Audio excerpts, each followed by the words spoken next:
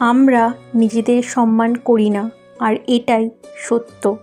কেননা যদি আমরা নিজেদের সত্যি সম্মান করতাম, তাহলে সেই সময়, সেই এনার্জি যেটা আমরা এত কষ্ট করে পেয়েছি, সেটাকে আমরা এত বাজেভাবে এটা সেটা করে নষ্ট করতাম না, যেটা শুধুই আমাদের ক্ষতি করছে।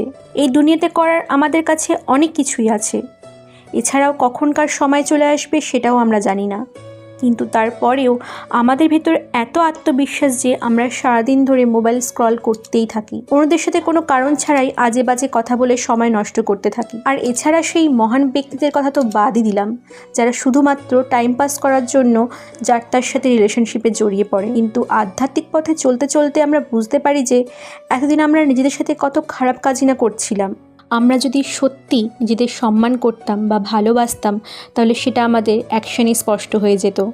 আমরা প্রত্যেক দিন এক্সারসাইজ করতাম, প্রাণায়াম করতাম, তবে শুধুমাত্র নিজেকে সুন্দর দেখানোর জন্য নয়, কারণ এর থেকে যে স্ট্রেংথ ও ডিসিপ্লিন বিল্ড হয়, তাতে আমাদের সেলফ রেসপেক্টেও রিফ্লেক্ট হয়। নিজের শরীরকে ভালো ভালো খাবার দিয়ে ফুয়েল করতাম, জাঙ্ক ফুড দিয়ে নয়, যা আমাদের শরীরকে আস্তে আস্তে শেষ করে দেয়। আমরা সময় বার করতাম পড়ার জন্য, লেখার জন্য, নিজের বুদ্ধিকে শার্প করার দিকে ধ্যান দিতাম, নাকি ডিস্ট্রাকশনে ডুবে থাকতাম।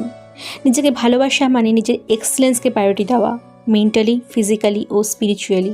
যদি আমরা সত্যি নিজেকে ভালোবাসতাম বা সম্মান করতাম, তাহলে লেজিনেসকে টলারেট করতাম না, টক্সিক পিপলকেও টলারেট করতাম না, আর সেই সমস্ত অভ্যাসকেও টলারেট করতাম না যা আমাদের এখন সার্ভই করে না। নিজের রুলস নিজে বানাও, আর তাতে নিজেই চলো, এবং নিজের দায়িত্ব নিজেই নাও। আমার এই কথাগুলোর সাথে কি তোমরাও একমত? তাহলে নিচে অবশ্যই কমেন্ট বক্সে কমেন্ট করে জানিও।